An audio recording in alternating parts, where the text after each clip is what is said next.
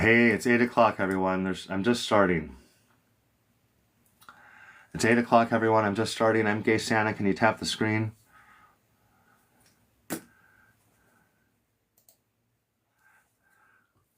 I think when I take my eyes off the phone, it loses me. I think that's what's up. I don't want to look at the phone all the time, though. Doo-doo-doo. Hey, can anybody name the name of this band? Guys, I just started. I'm Gay Santa, 48-year-old liberal elder queer. I'd love a tap or two, please. This guy's name's so gay he can't drive. Hey, I love that for you. I bet if you're really gay, you don't need to drive. Like, take care of yourself. Guys, can I get some taps, please? This is my background. People feel very strongly about this topic, and they made it into a political issue. And I want to understand how you think it's appropriate to go against medical science and tell other people with sick kids that we don't like that healthcare. Go to another state if you want to do that, right? It's so weird, so anti-American. Things are going so terribly right now in America. And instead of focusing on a bigger picture, thank you for the taps. Instead of focusing on the 20% of U.S. kids that have food insecurity, thanks, Wayne, for joining. Let's focus on the fraction of a percent of kids that are literally devastated with a stress-based disorder called gender dysphoria, and it doesn't make sense. Let's focus on the 0.001% something of kids that are literally seeing a psychiatrist for at least a year to get diagnosed with clinical distress. Let's take away that healthcare. Kids can't get healthcare in America. Can you afford to take your kid to the psychiatrist? I don't know anybody that could afford to go to a psychiatrist. If your kid ends up in a mental hospital, you'll get a bill for about $100,000. Nobody pays their medical bills in America anyway, but they sure bitch about people getting healthcare here, don't they? They sure are afraid of undocumented workers that do all the hard work, get no social security or benefit from that hard work, but let's send them away. Our country is going down the shitholes, and this is what we want to talk about, right? This is the background. This is the subject that you're all so concerned about. Hey, I love that there's 150 people here. I'm Gay Santa. I'm a 48-year-old liberal elder queer. I'm in beautiful Washington State. I'm here to have a conversation. Hey, I want to be clear to the 170 Santa. I'm a 48-year-old liberal elder queer. I'm in beautiful Washington State. I'm here to have a conversation. Hey, I want to be clear to the 172 people listening here.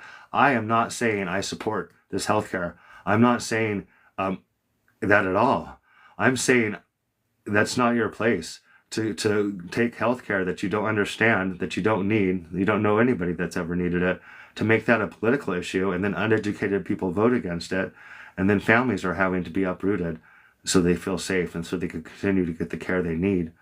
Right? I wouldn't say if they got rid of chemotherapy and people needed it, I would say, how dare you ignorant voters, get rid of chemotherapy. If you need chemotherapy, you get to choose yourself. You get to think long and hard if you need that, right? Guys, I want one conversation. Just hit the little non-binary people down here, right? You've heard that before. It's so easy to join. Thank you. I got a guest request, and I do want to talk to people that are very much against this care. I bet I'm feeling a troll coming on, everybody. I'm feeling there's a troll coming on. Can I have you kick out my ass, baby? I want to fuck you so badly, baby. Oh my gosh, guys, that's basically a typical message on my phone. People are crazy about me. 63 of us. I asked nicely for a guest, and that's what I got. I wish I had him on. I wish I had him on because I just dropped the person. I can't to block him. You gotta. Yeah. So, anyways, Annie Cookie's here. Annie, I've been having some really fun lives. I've had some interesting lives. I've had people come up and just weave lies to me too. And you start listening to their story and asking them a few questions, and the lie falls apart. They're going to make up lies about people being devastated by this care that they don't even know. I mean, they don't know anyone from this care, but they're going to make up shitty story and try to convince me, pull some sort of emotional blackmail on me when I'm saying, hey, let people take care of their kids. Let science practice medicine. Hi, Auntie. Thanks for joining. How are you? Oh my goodness. Don't get me started because I've been on my soapbox all day. I could only do it for a little while. I get all wound up. Hey, I'm here to do 1v1. You can stay put, but I'm going to have you mute up because I want to see if this is opposition. Gotcha. I've been dying for some just a conversation. Ethan, thanks for joining. I need your age. I'm 48. I'm 33. You're 33. Yes, Okay. May I ask what country you're in? Bangladesh. Bangladesh. Okay. Well, you know what? I hope that people. I don't know the conditions in Bangladesh. I don't know what kind of medical care is available there. This is very much an issue that I'm talking about that's taking place in America. That's become a political issue, and this kind of healthcare is so well gate kept. Very, very, very few minors access this care, and I've spoken to a few that were able to access this care, and I've spoken to many people that were not able to access this care, and the consensus is um, that parents get to choose the care they give to their kids. Parents get to choose if they affirm their kids. You guys are worried about parents that are letting their kids grow their hair out and get new clothes. Would you let their kids pick their clothes? Would you let their kids change their hairstyle? Would you let your kids pick their toys? Those are, hey, my button's not working. Come on. I got another guest request. Ethan's back. Ethan, I drew a boundary. I don't know if you respect people's boundaries. I dropped you because I'm not here to talk to you. I'm dropping you again. Anyone else wants to talk to me, you're welcome to. Auntie, where I live, there was a huge protest by undocumented workers today, and I can't believe that they won the election on demonizing some of the most hardest working people and some of the most hated, a small group of hated people. I really can't believe that Trump's president, and it's scary. You know, I I almost wish I didn't believe it because that would mean I had hope in our country. But I've spent a few years now on this app doing advocacy, and the amount of visceral hate, uh, you know, people are nice in your face. In real life, they're nice in your face. But I think that these apps like this, they are, that phrase, Santa, um, a drunk man's words are a sober man's thoughts. I haven't heard that phrase. I haven't heard that phrase, but that's an interesting phrase. And I've been thinking so much that the same thing, and so much that people who have been racist and transphobic and hateful and bigoted, who've been afraid to speak out like in the disgusting ways they are, feel emboldened to do that now because we have a disgusting person in charge. I have another guest request. This person has 1,000 followers, so I think they are probably a real conversation. Um, Auntie, I'm going to actually have you drop because it's just 1v1, but I really appreciate you saying hi, and I hope this is a good faith conversation. Grayson, can I get your age? I'm 28. You're 28. May I ask where you're from, Grayson? I am from Pennsylvania. Okay, great. Are you opposed to this healthcare? In minors, yes. Okay.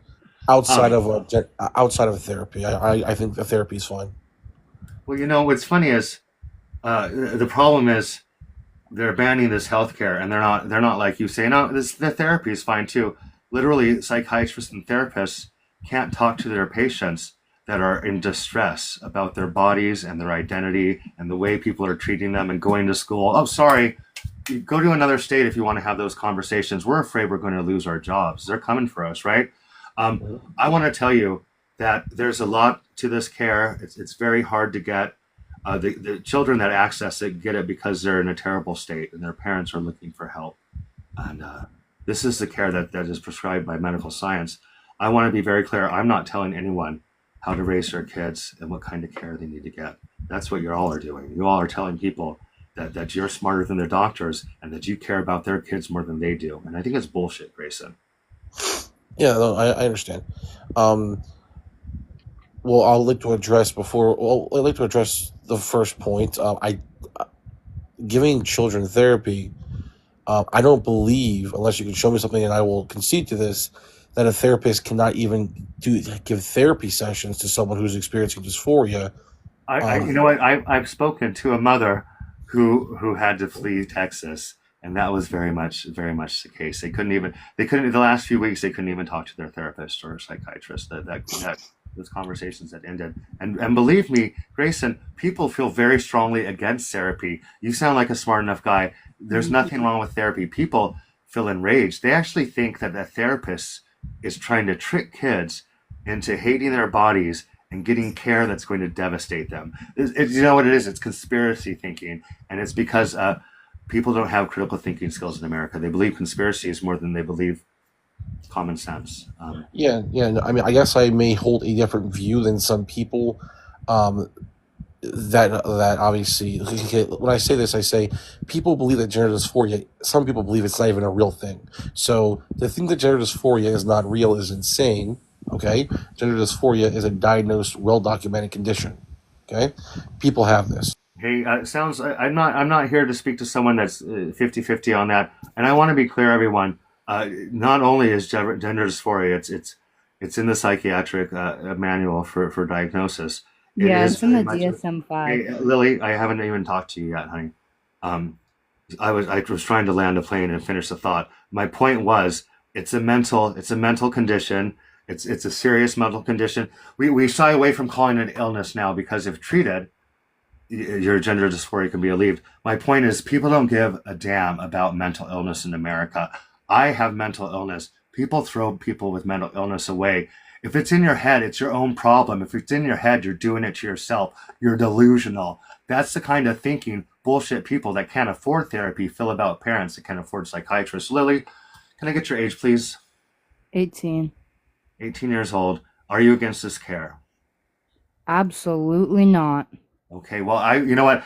I haven't got a friendly once. You're the first friendly, but I'm only here right now to talk to people that don't want this care. And I appreciate you coming on here and chiming in. Hey, I feel like I got a little bit of a conversation in here or there. There's 29 of us. Let me see. Does anyone else want to say anything about gender affirming care? Thanks for watching. I see Brooks in the chat. Guys, I'm a morning person. And the people are, this morning, oh my gosh, I had such a crazy morning. And I need to figure out how to I don't want to figure out how to clip stuff, get a program or something. We'll figure it out. But yeah, I had an interesting conversation. Rowan's in here. This woman from England, Turf Island, right? I used to actually think, oh, Australia and England, brilliant places. Yeah, not anymore. She comes in and she's against this care. And then she explains that she has an intersex condition. And she talks about she had ambiguous genitalia. So I'm like, hey, you're a great example of variation in nature, right? A variation in nature is a good thing. We're here because of variation. And you're also an example of how when it comes to male and female, it's not always black and white.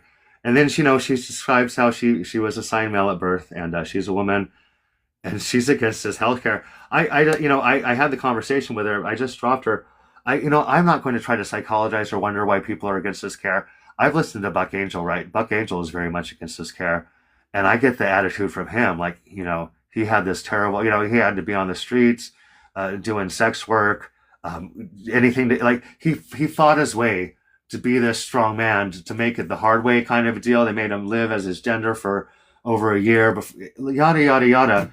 And I think people that kind of get the tough end and they turn around, they're like, no, they have to have it the tough way too. I don't know, but I have spoken to people. I have a mod on this app named Nova, a gorgeous 21-year-old whose life was in jeopardy, and she was able to access this care because her parents were able to take the steps to find the best care for her with the best outcome. And she's a living example of that. Anyways, hey, I did have a good time chatting. I was hoping for some angry people. I was hoping to educate some people. Hey, Goose is here.